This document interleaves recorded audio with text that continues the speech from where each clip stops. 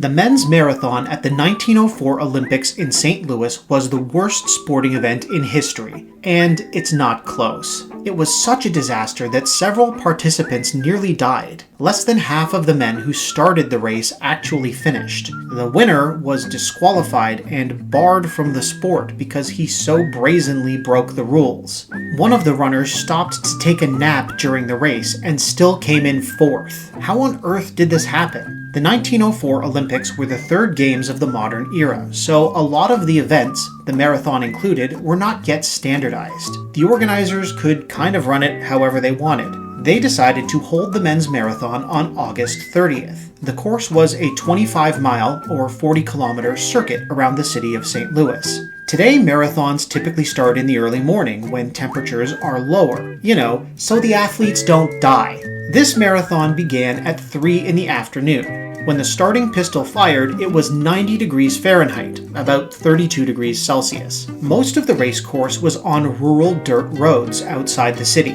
That made it hard enough. A bigger issue was the cars. Race officials drove ahead of and behind the runners throughout the race, which kicked up huge clouds of dust. Even worse, the course wasn't closed. The athletes had to contend with regular traffic: cars, wagons, trucks, trains, pedestrians. The organizers did nothing to block off the route at all. There were 7 hills along the track, some as high as 300 feet. In places, the roads were also blocked by rocks and other debris that no one had bothered to clear. Runners were also intentionally denied access to water. The only potential sources of hydration were a water tower 6 miles into the course and a well at the 12-mile mark. Olympic organizer James Edward Sullivan deliberately set it up that way so that he could study the effects of, quote, purposeful hydration, end quote, on marathon runners. Okay, so we have 32 men running a 25-mile marathon on dirt roads, dodging traffic and natural obstacles, battling dust clouds, all in 90-degree heat while suffering from dehydration.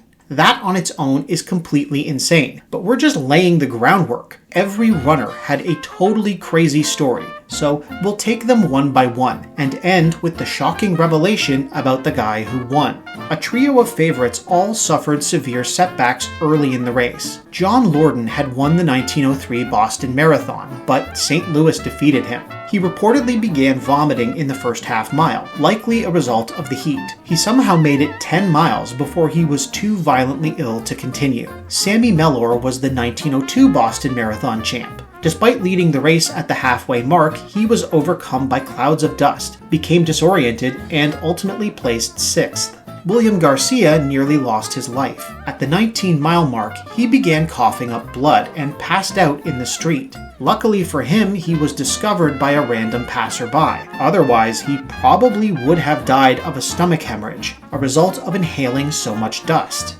The dust kicked up by the cars of race officials and doctors who apparently weren't paying close enough attention to notice one of their athletes nearly dying in the middle of the course.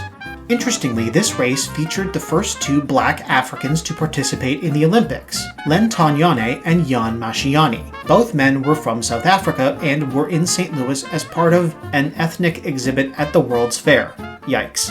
Tanyane in particular had high hopes, despite the fact that he ran the race barefoot. He was apparently doing pretty well until a wild dog started chasing him. He was forced to run a mile off the track to avoid getting bitten. Despite this, he still placed 9th. Cuba was represented in the marathon by Andarin Carvajal, a mailman who ran the whole length of Cuba to raise money to travel to St. Louis for the Olympics. However, when he arrived in New Orleans, he immediately lost all that money in a game of craps. As a result, he had to hike and hitchhike his way to St. Louis. Carvajal showed up at the starting line wearing long pants, a long-sleeve shirt, and a beret. A fellow competitor had to loan him scissors so he could cut his pants into shorts. Apparently, Carvajal hadn't eaten for about 40 hours before the marathon, so he was feeling a bit peckish. Along the route, he paused to steal some peaches from a passing motorist. But he was still hungry. A little further along, he stumbled on an apple orchard. He stopped to have another snack, but soon realized the apples he'd eaten were rotten. He became violently ill and had to take a nap under the tree to recover.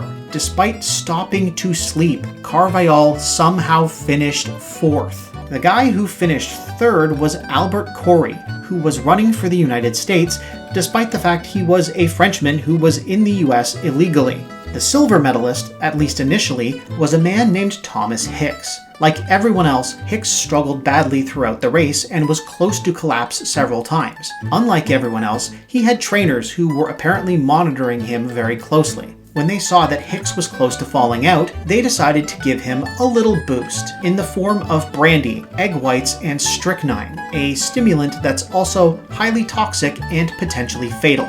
It got him over the finish line, but he was hallucinating, convulsing, and near to death. Finally, we come to the winner, sort of, the infamous Frederick Lors. Lors began suffering cramps and fatigue 9 miles into the race and called it quits. So he hopped into his trainer's car and decided to hitch a ride back to the stadium. At the 20-mile mark, the car broke down. Having been driven almost half the length of the course, Lors was feeling better. He exited the car and re-entered the race. Unsurprisingly, he was the first to cross the finish line. He was greeted by Alice Roosevelt, the daughter of President Theodore Roosevelt, who congratulated him on his victory and put a wreath of laurel on his head. But before Lors could receive the gold medal, he was confronted by witnesses who had seen him getting a ride. He was disqualified and the gold medal was awarded to Thomas Hicks. Lors was given a lifetime ban, but this was later revoked, and he actually went on to win the 1905 Boston Marathon, without the use of an automobile. If you enjoyed this video, leave us a like and a comment, and subscribe to History Snob for more. Thanks for watching.